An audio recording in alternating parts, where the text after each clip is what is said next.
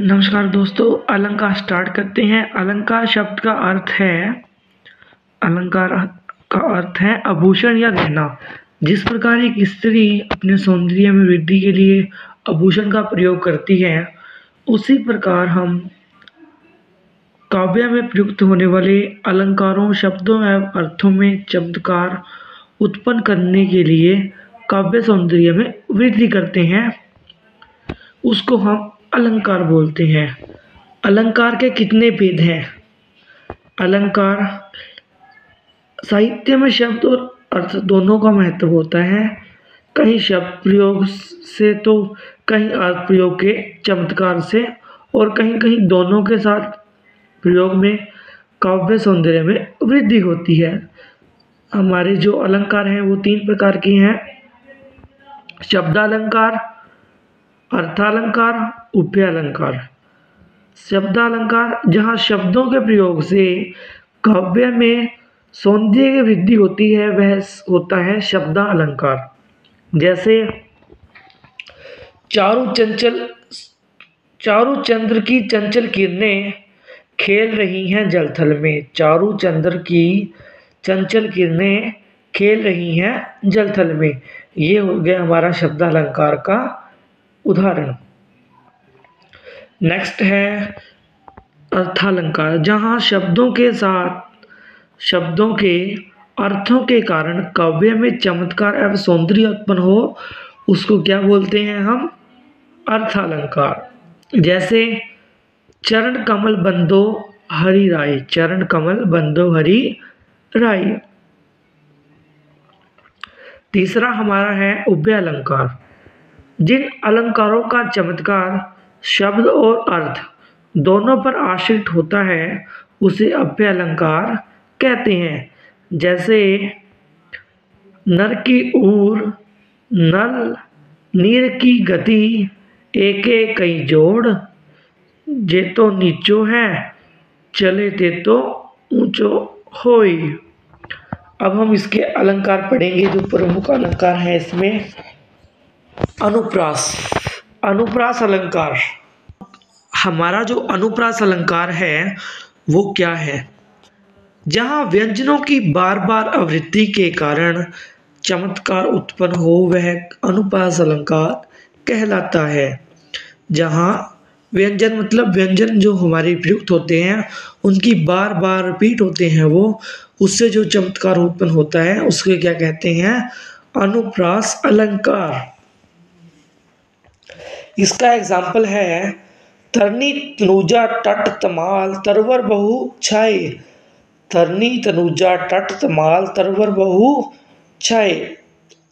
इसमें त वर्ण की आवृत्ति के कारण अनुप्रास अलंकार है, क्योंकि यहाँ पर त वर्ण है जो वो बार बार आ रहा है। तरनी तनुजा टट तमाल तरवर बहु छाए। ये हमारा हो गया अनुप्रास अलंकार। नेक्स्ट जो हमारा है यमक। जहाँ किसी शब्द या शब्दांश का एक से अधिक बार भिन्न भिन्न अर्थों में प्रयोग हो, वहाँ यमक अलंकार होता है। जैसे काली खटा का घमंड खटा। काली खटा का घमंड खटा।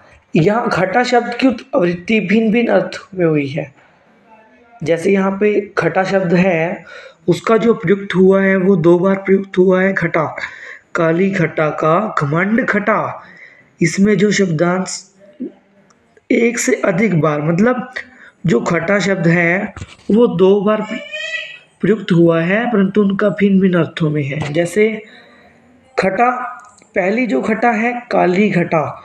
वर्षा काल में जब आकाश में उमड़े हुए बादल आ जाते हैं या मेघ आ जाते हैं, वो है खटा, काली खटा। और जो दूसरी खटा है वो कम हुआ है, मतलब कि कम होने वाली खटा है वो, इसलिए ये हमारा काली खटा का घमंड खटा। खटा शब्द की आवृत्ति भिन्न भिन्न अर्थों में हुई है। श्लेष अलंकार। श्लेष अलंकार का लक्षण एवं उदाहरण।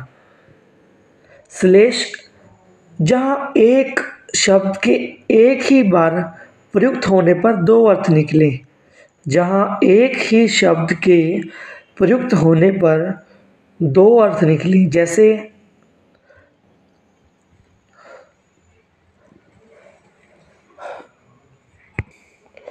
मधुबन की छाती को देखो सूखे कितनी इसकी कलियां। मधुबन की छाती को देखो सूखी कितनी इसकी कलियां।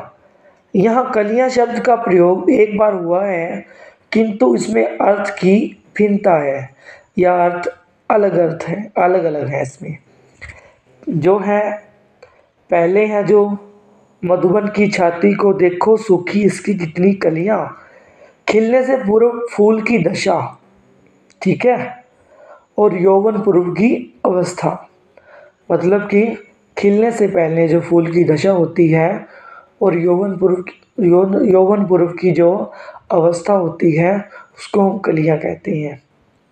मधुबन की छाती को देखो सूखी कितनी इसकी कलियां।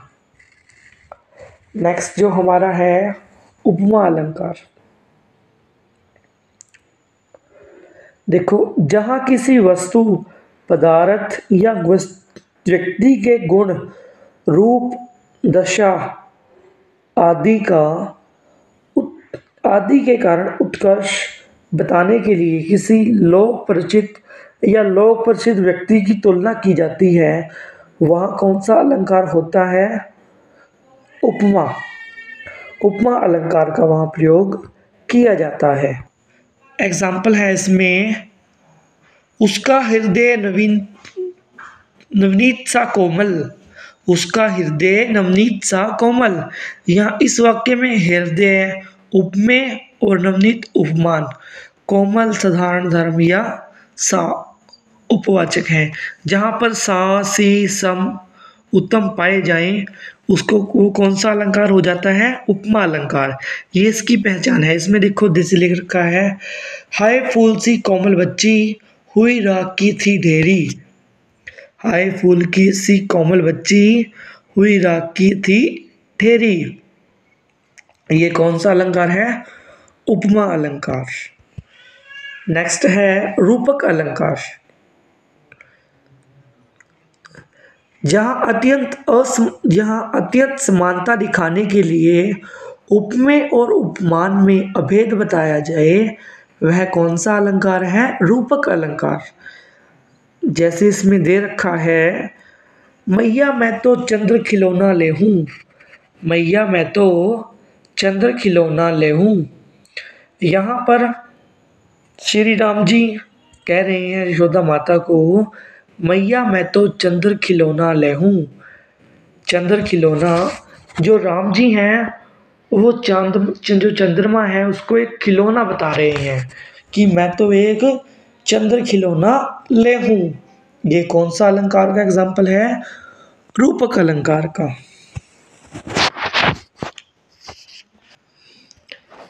ये है हमारा उत्प्रेक्षा अलंकार। जहाँ समानता के कारण उपमेय में उपमान की संभावना या कल्पना की जाए।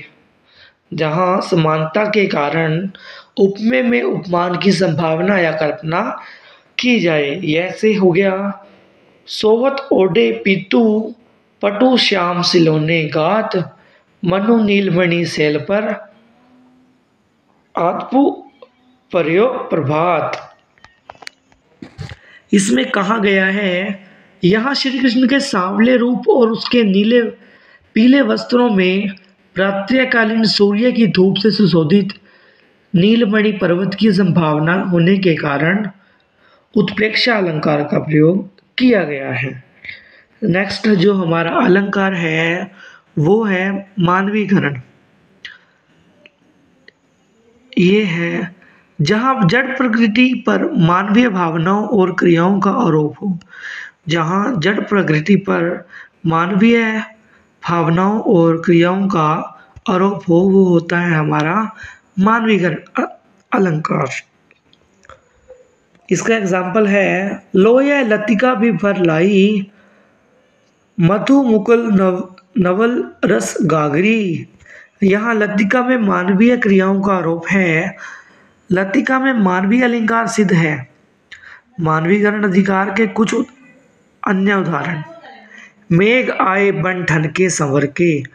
बन ठन के संवर के कौन आते हैं?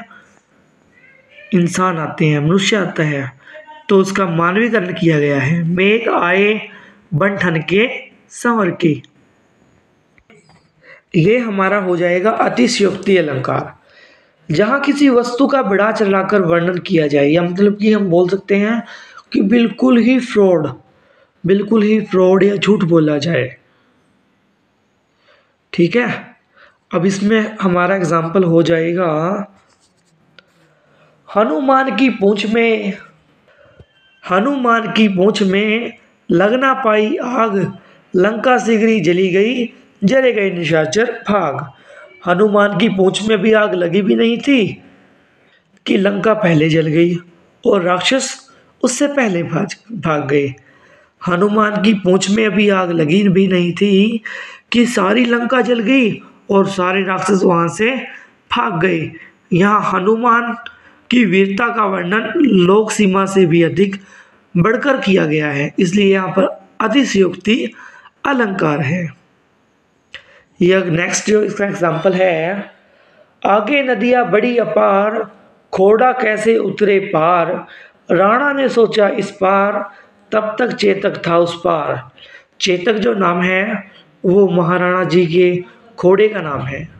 ठीक है दोस्तों, यहाँ राणा जी भी सोच ही रहे हैं कि आगे नदियाँ बहुत बड़ी है, घोड़ा इसको कैसे पार करेगा, और तब तक चेतक था उस पार, मतलब कि जब तक राणा जी सोच ही रहे थे तब तक उनका घोड़ा वो नदियाँ भी पार कर गया। यहाँ पर लोक सीमा से अधिक बढ़ा चढ़ाकर बातें की गई है, तो ये कौन सा अलंकार है?